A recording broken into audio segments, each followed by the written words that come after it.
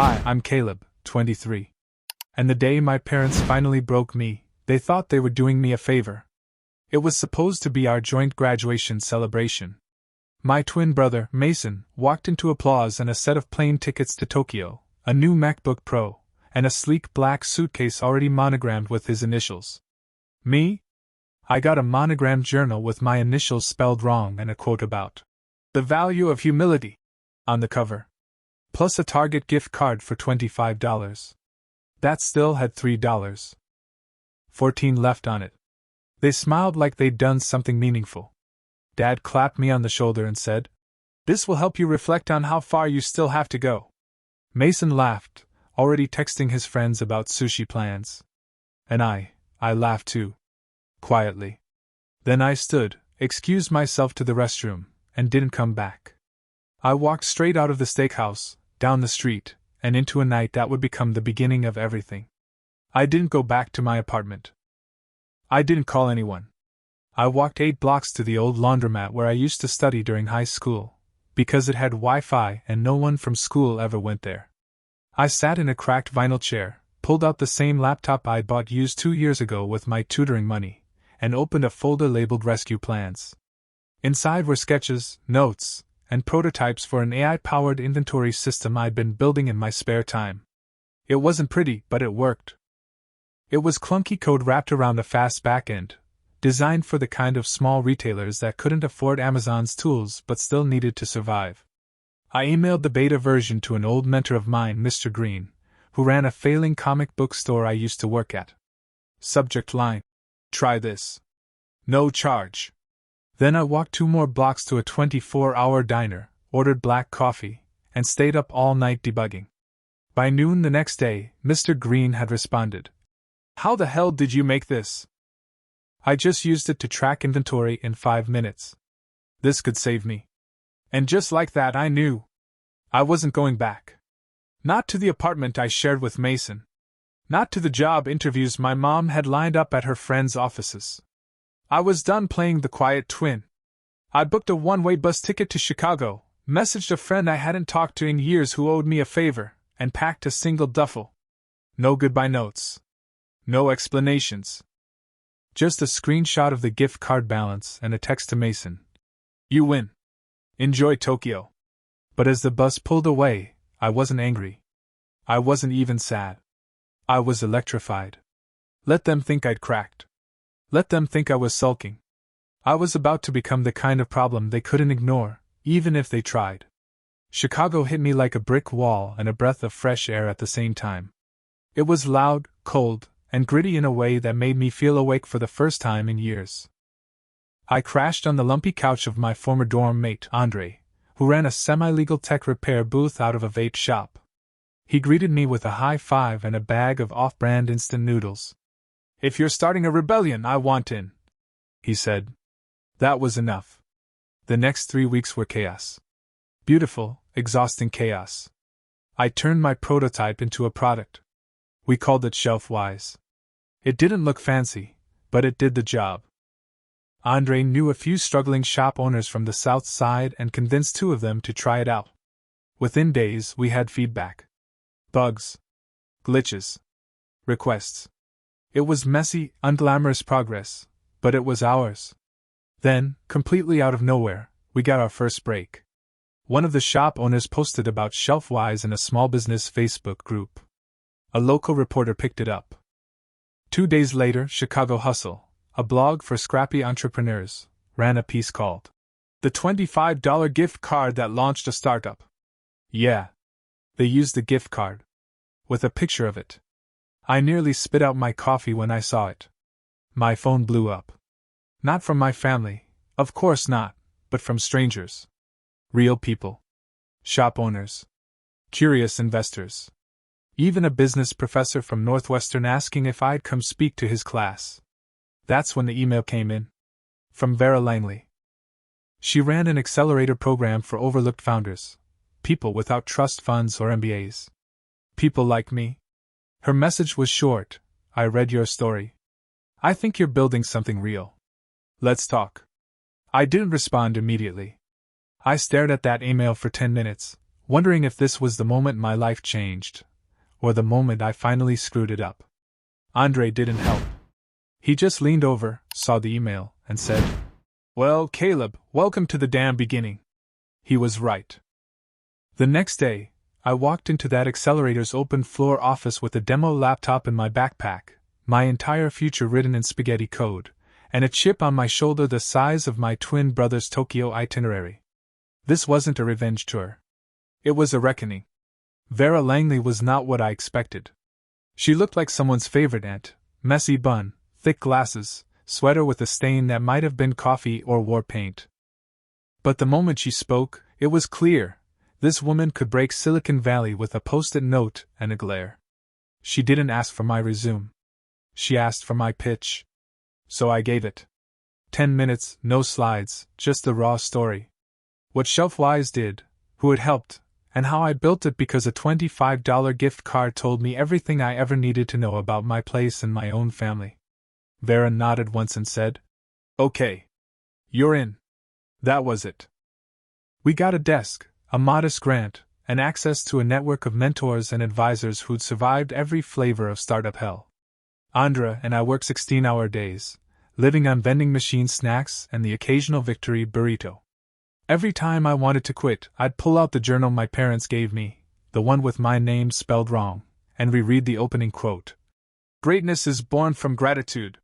Yeah. No.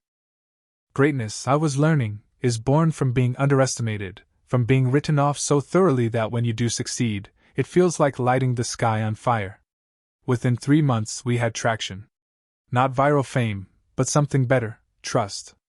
Small business owners were spreading Shelfwise like gospel. They didn't care about flashy interfaces or buzzwords. They cared that it worked. And that's when Mason finally found me. Out of nowhere, I got a voicemail. "Hey, Caleb. So, I saw the article. The interview. Didn't know you left the city. Or that you started a company. Just wow. I guess I didn't realize how bad things were." There was a pause. Then, "I'm in Tokyo right now. On the trip. It's incredible, but it doesn't feel right. You should have had something too. I don't know. Call me, okay?" I didn't call him. Not because I was angry. Because I wasn't ready. He was waking up. Maybe. But I was still climbing. And I had no intention of slowing down just to make someone else feel better about watching me from the rearview mirror. By the time fall rolled in, Shelfwise was no longer just a scrappy tool for mom-and-pop shops. We had on board over 200 businesses across 7 states. A nonprofit grocer in Detroit said our platform helped them cut waste by 30%. A skate shop in Philly used it to finally open a second location. Andre made a map with pins for every user. We ran out of wall. And then Vera called me into her office. She was leaning back in her chair, eating trail mix like it was a stress snack, and scrolling through what looked like a pitch deck. "I've got a guy," she said. "Big fish. Board-rich type. Wants to back someone young, pissed, and smart." I blinked. "You mean us?" "I mean you," she said. "He saw your story in Fast Founders. Called me directly. Said I want the gift card kid." Turns out, the gift card kid had become a thing. I met the guy, Eli Maddox, venture capitalist turned semi-retired startup whisperer, at a rooftop bar with furniture more expensive than my old apartment. He wore a leather jacket and looked like he'd time-traveled from the 90s dot-com boom. "You've got heat," he said after my pitch. "Real heat. You built for survival, not splash. That's rare. I'll back you." "How much?" I asked, trying not to sound like I was vibrating inside.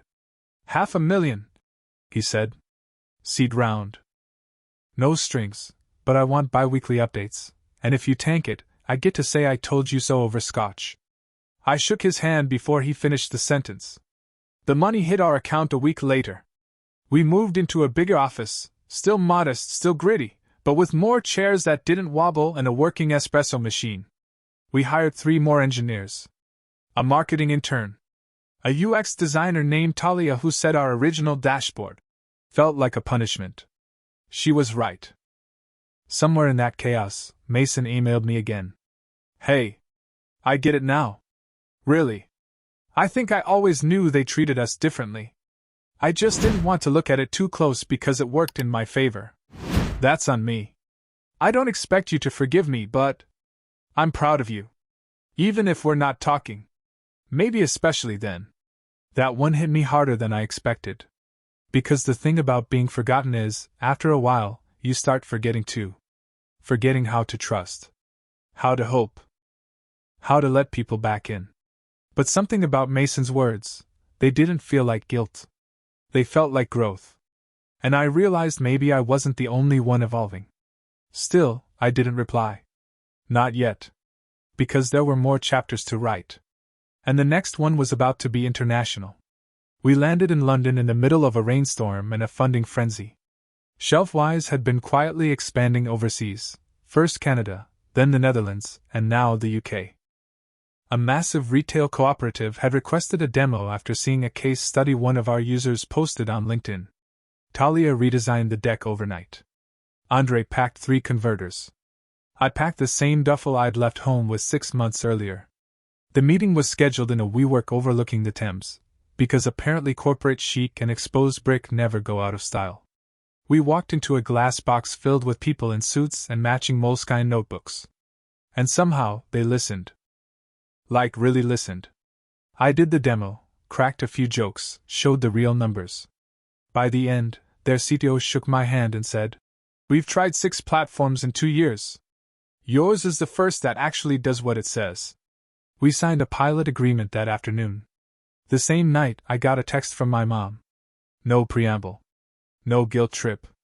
Just, saw the article. London looks good on you. Proud doesn't even begin to cover it. Love, Mom. I stared at the screen for a long time. Not because I didn't believe her, but because, for once, I kind of did. Back in the hotel, Andre had already ordered room service and was yelling at the TV in a British accent. Talia was editing our investor update like a precision robot. I sat by the window, letting the rain tap the glass, feeling not triumphant. Not even vindicated. Just calm. Like for the first time in my life, I wasn't chasing anything. That's when I pulled the old gift card out of my wallet. I hadn't looked at it in months. Same faded corners. Same $3. 14 left. Same cheap font. Except now, it didn't feel like a slight. It felt like a receipt. Proof of the moment I stopped trying to earn a place at someone else's table, and started building my own. And somewhere between the 3rd round of fries and the 4th investor email, I finally replied to Mason's message. Hey. I don't hate you. I just needed space to become someone outside your shadow. Hope you're well. He responded 10 minutes later. Fair. I deserve that. If you're ever in Tokyo, I owe you ramen. Not the tourist kind. The real stuff. I smiled. Maybe, I thought, there's a second kind of family. The one that learns. The global rollout didn't happen all at once.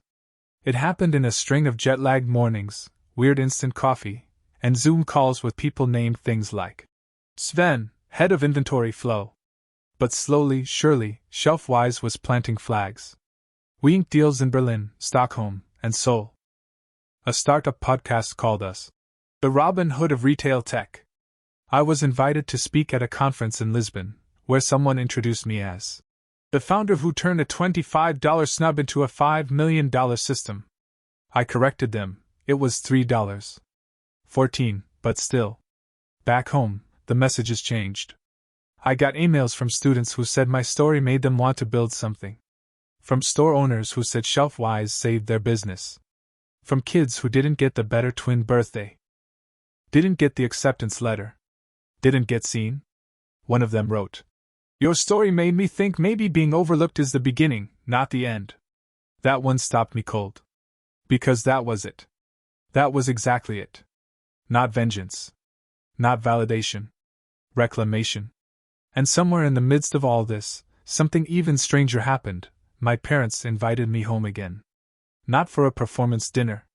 Not for some staged apology. Just to see me. To listen. They'd started therapy, apparently. Said Mason had challenged them after my story went viral. That maybe it was time they learned to see the child they didn't shape, the one who shaped himself. I went. Out of curiosity. Not obligation. The house looked smaller. Or maybe I was just standing taller. My mom opened the door and cried before I said a word. Dad looked older. Less certain. Less smug. They didn't apologize the same way this time. They didn't try to buy me off. They just said, "We were wrong. And we're trying to be better. Not for you. For us." And then something wild happened. Mason came downstairs holding a box. "Thought you should have this," he said. I cleared out your old room. Found something. Inside was the original sketchbook I'd used to plan shelf-wise. Pages filled with chicken scratch diagrams, inventory flow arrows, and sticky notes I thought were long gone. I looked at him. "You kept it?" He shrugged. Didn't know what it was at the time. Figured maybe one day it'd be worth something. We didn't hug. We're not that kind of twins. But when I left that night, there was no sting. No ache. Just a strange kind of peace. As if the part of me that had spent 23 years clawing for recognition had finally let go. Because I didn't need it anymore. I had something better. A life I built. A company I ran. A name I owned. And when people asked what started it all, I pointed to that same sketchbook. And I told them, "Wait." A year to the day after I walked out of that steakhouse with a $25 gift card and a polite "Thanks," I stood on stage in San Francisco at the Global Tech Integration Forum, staring down an audience of suits, startup founders, and the kind of investors who once wouldn't return my emails. The screen behind me read, "From invisible to inevitable, building shelf-wise." I didn't use a script. I didn't need one. I spoke like I was talking to every version of myself who ever sat quiet at a family dinner while my brother got the applause. I told them how the gift card wasn't the insult, it was the ignition. How being dismissed so completely let me start without the weight of needing anyone's blessing. How being the twin no one bet on made me bulletproof when it came time to take actual risks. And I told them what I now believed with my whole chest. Underdogs build differently. We don't make noise for attention. We make noise because silence was forced on us too long. When I finished, the room stood. Not out of politeness. Not out of obligation. Out of recognition. Afterward, Vera hugged me tight backstage. "Told you they'd remember your name," she whispered. Mason was there, too. He flew in from Tokyo, on his own dime, with a wrinkled button-down and eyes still jet-lagged. "I get it now," he said. "All of it. And I'm proud of you." That landed harder than I expected. We went for tacos after. No big conversations, no rehashing the past. Just brothers, finally level. Back home, Shelf-Wise was on fire. Our Series A round closed at $7. 8 million. We onboarded 300 new stores in a single quarter. Our platform was featured in TechCrunch, Wired, and even Forbes, where someone coined the phrase, "Brit as a service." I didn't even correct them. I liked it. I got used to being the founder. I got used to meetings, pitches, timelines. But I never got used to the emails. The ones from kids. From quiet sons. From overlooked daughters. From the ones who got the sweater while their sibling got the trip. The ones who were told to be grateful for being tolerated, not celebrated. One girl wrote, "You made me believe that I don't have to wait for someone to see me. I can build something they'll never be able to ignore." That's when I knew Shelf-Wise wasn't just a company. It was a signal. Back at the office, the team framed a wall of firsts. Our first user. Our first investor email. Our first crash error message. Error 204, whoops, that's on us. And in the middle? That gift card. Still $3. 14. Still the most expensive lesson I've ever learned, for them, not for me. Because the cost of underestimating someone isn't theirs. It's yours. My parents, by the way, have changed. Not overnight. Not perfectly. But changed. They ask questions now. They listen. They even follow the Shelf-Wise blog. Dad once emailed me after a post about supply chain optimization and wrote, "Didn't get all of it, But it sounded like something Mason could never do. It made me laugh harder than I'd admit. And Eliza? She's in Portland now, working for a nonprofit and trying to figure out what her real voice sounds like without the echo of our parents' applause machine. We talk. We're rebuilding. It's slow. But it's happening. One night I got a text from her. Do you remember when we were kids and you built me a website for my birthday? You never asked for anything back. I think that's when I should have known you were going to build something huge. I didn't even remember doing it. But maybe that's the point. Sometimes the parts of us that become the most powerful, the code, the grit, the clarity, grow in silence. In shadow. And when the time comes, we don't explode out of nowhere. We arrive fully built. So yeah? When people ask how I made it, how the twin with the bad haircut and the wrong name in the family group chat became a global founder, I give them the truth. You don't need a spotlight to become a star. You just need to stop waiting for applause and start writing your own damn show. Because I promise you, once you stop trying to fit someone else's script, you realize you were always the main character. You just needed to walk off set.